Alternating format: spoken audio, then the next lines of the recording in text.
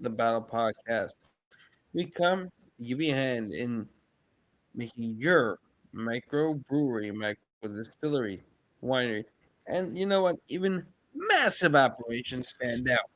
Every day we come back for about 5 minutes into a new trick.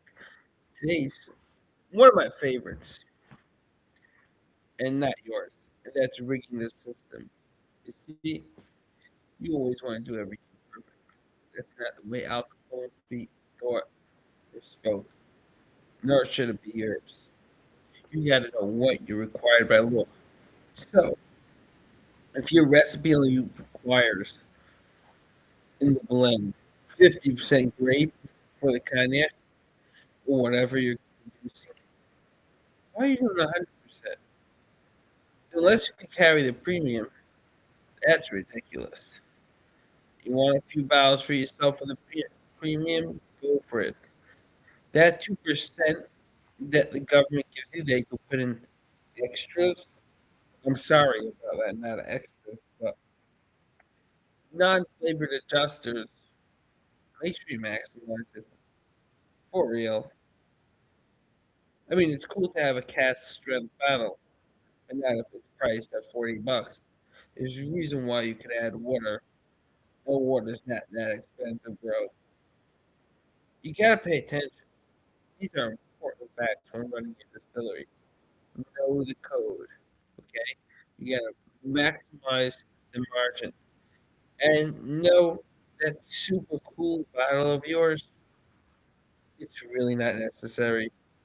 You're gonna go through all that headache to get approved by the federal regulatory agency. What a waste. What a waste. A heartache, the stress, and then it won't even be accepted on the shelf because it's too small. Same for blending spirits. Okay, you need to maximize your value. It sounds terrible, but that's what you got to do. And if a blend makes no sense, go for it. It could be against on space.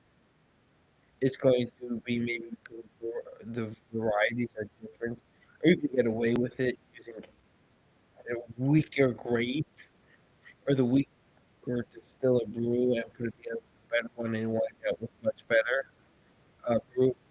These are just very interesting thought processes to run through.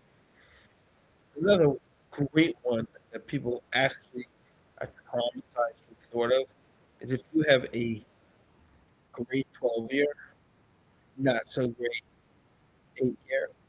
But if you put a 12 year with the 8 year, we bring up the value of the 8 year tastes now unbelievably blended.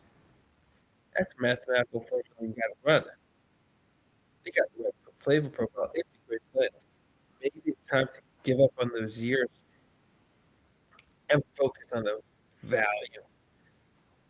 It's time for you to get a modern software system like TTMath.com. And I'm not just talking about the modern software system because I own it. I'm talking about the best friend to me, Robert Montarabello, giving you a hand. See, these calculations came from my experience as a distiller. You realize you got to focus on those profits, margins, not just on what you want to create that's delicious and believable. Even the paste that goes on the barrel, you can buy paste, you can make paste. It's not such a simple thought process. It takes time to make paste. It takes time waiting on an order.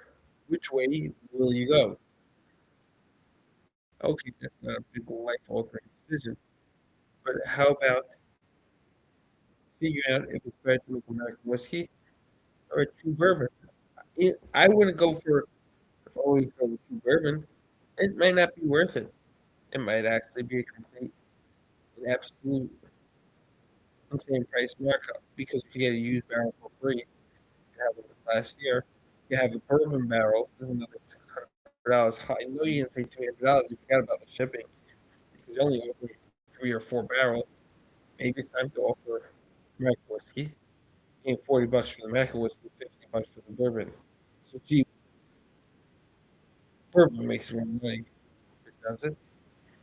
It's 300 bottles in the barrel. Oh, it's $10. It gives you $10. You're tying up all that precious capital. Not to mention slows might be sales might be slower depending on demographics because it's more expensive.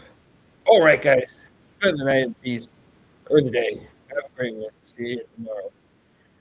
Don't forget to become a t2math.com so you will know us.